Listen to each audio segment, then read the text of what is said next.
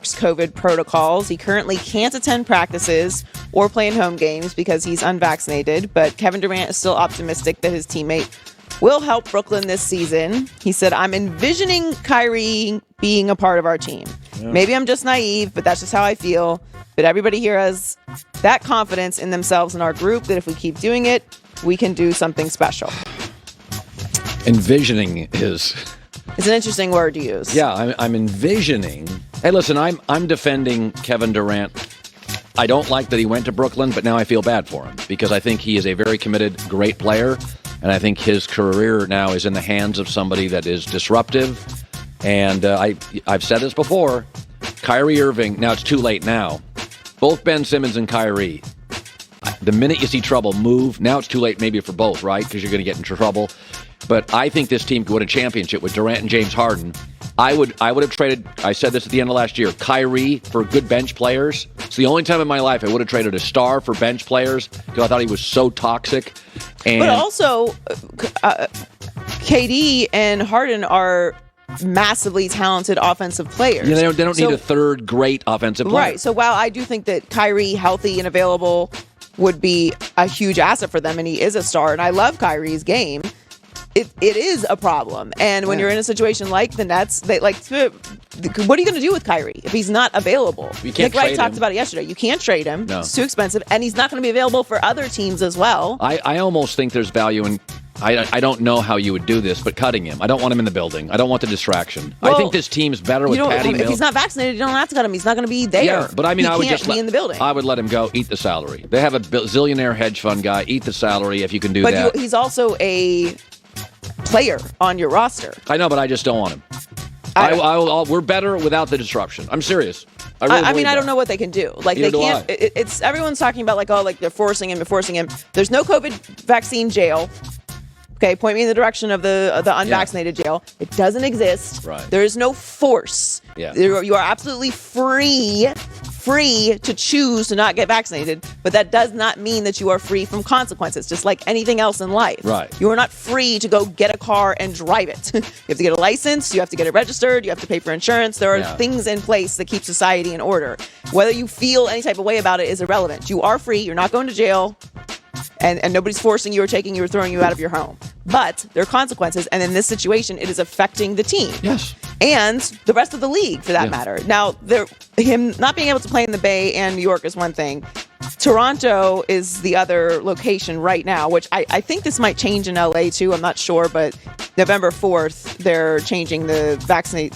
You can't go in somewhere if you're not vaccinated here in LA. So LA might be added to this list as well, which will be even more games that they could miss. But NBA players were informed yesterday that unvaccinated players that breach quarantine protocols in Toronto, they're only able to leave the hotel for team activities. They could be in jail for 6 months, 6 months in prison, or $750,000 in fines if they break the protocol there. Now, that's another country, guys, so that's not, they can make their own rules as well.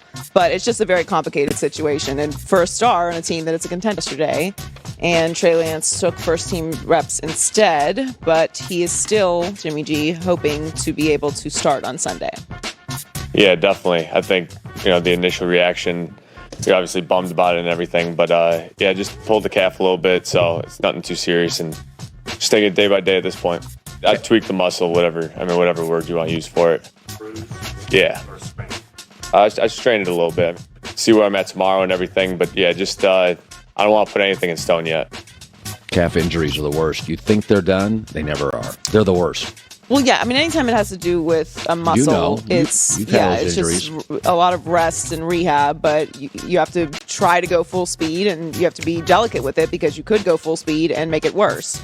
Now, this is Jimmy G, so who knows? Yeah. He missed 13 games with the torn ACL in 2018, sprained ankle. He missed 10 games in 2020, and now we have another injury this year with this strained calf.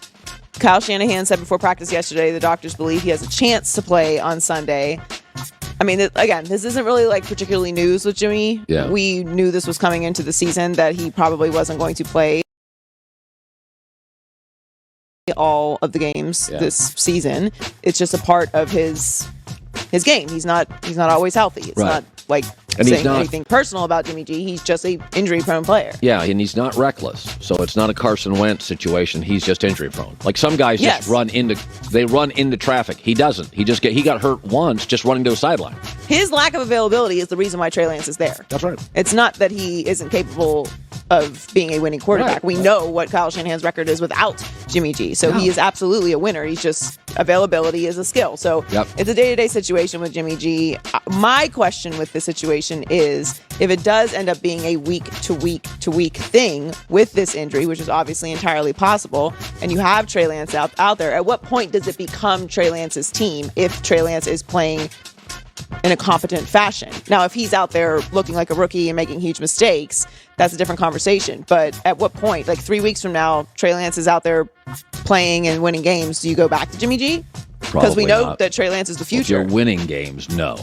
What if you're in games?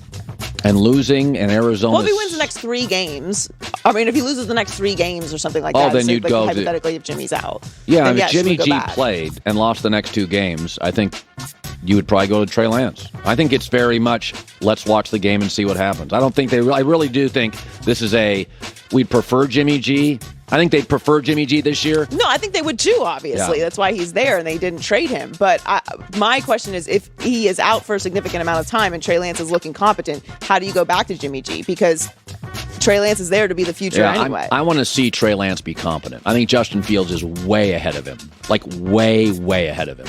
So we're 4 weeks into the NFL season, and some rookies have already begun to make a name for themselves in the league. Daniel Jeremiah ranked the best from this year's class so far for NFL.com, and only one quarterback cracked the top 10, and that was Mac Jones, coming in at number 6. He has Micah Parsons at 1, which is very fair. Rashawn Slater, 2.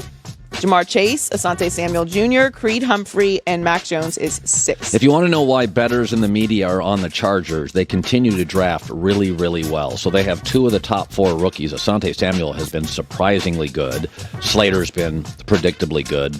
And by the way, the Micah Parsons is not what they needed, Joy, but he was the best player available. By the way, Jamar Chase was not what the Bengals needed.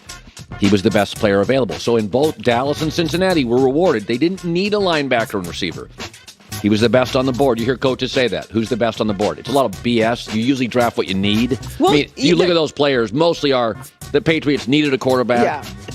But in this instance, Dallas and Cincinnati just said, and they got some criticism, do you really need that? Well, it paid off. They're great players. Well, the Broncos have 2 as well in Patrick Surtain and Javonte Williams. Yep.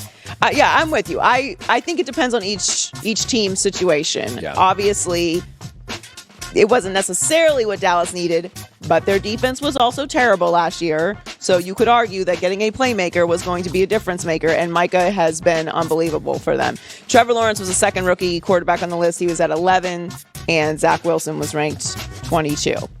So the NBA season starts just around the corner, and the Nets are still unsure about Kyrie's availability for the team due to New York's COVID protocols. He currently can't attend practices or play in home games because he's unvaccinated.